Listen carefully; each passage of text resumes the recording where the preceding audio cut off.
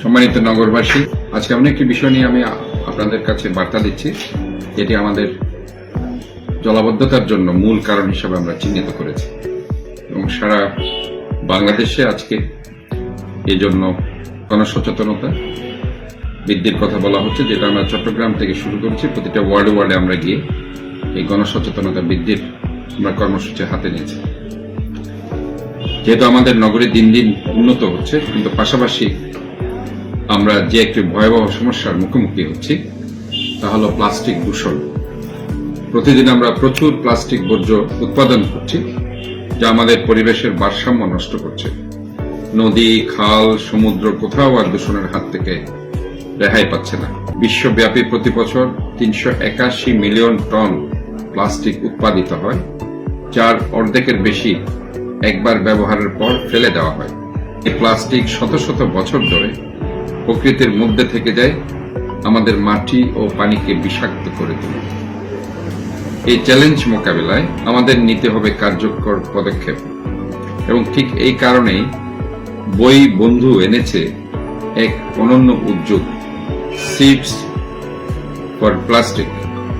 আর city corporation এই প্রজেক্টের সার্বিক সহায়তার পাশে থাকছে। যে দিনটি আন্তর্জাতিক মাতৃভাষা দিবস, সেই দিনটিতে নগরীর স্বাস্থ্যতম এলাকা হিসেবে খ্যাত জামালখানে এই কার্যক্রমের শুভ উদ্বোধন। এছাড়াও পর্যায়ক্রমে সপ্তাহে শুক্র শনি দুদিন ব্যাপী জামালখান, সিআরবি, আগ্রাবাদ এবং পতেঙ্গায় এই কার্যক্রম 3 মাস ব্যাপী পরিচালিত হবে। এই কর্মসূচির মাধ্যমে আমরা সাধারণ মানুষকে উৎসাহিত করছি ব্যবহৃত প্লাস্টিক সংগ্রহ করে আমাদের কাছে জমা দিতে। এর বিনিময়ে তারা পাবে গাছের চারা ও বীজ। এর ফলে একদিকে কমবে প্লাস্টিক দূষণ, অন্যদিকে আমরা পাবো আরো সবুজ প্রাণবন্ত একটি গ্রিন সিটি। আমরা বিশ্বাস করি যদি প্রত্যেকে এই উদ্যোগে অংশ নেয়, তারা একদিন আমাদের শহর ও দেশ হবে প্লাস্টিক পলিথিন মুক্ত ও পরিবেশ বান্ধব।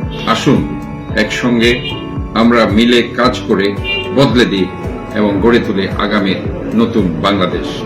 তাই আসুন আমরা সবাই মিলে এই উদ্যোগকে সফল করি। আপনার অপ্রয়োজনীয় প্লাস্টিক, পলিথিন, কর্কশিট আমাদেরকে দিন, আর পরিবেশের জন্য গাছের চারা নিন। একসঙ্গে গড়ে তুলে একটি সুস্থ, সবুজ বাংলাদেশ এবং আমাদের যে main theme clean city, green city, healthy city, এই বাস্তবায়নে এটি হয়ে উঠবে যুগান্তকারী একটি উদ্যোগ। ধন্যবাদ সবাইকে।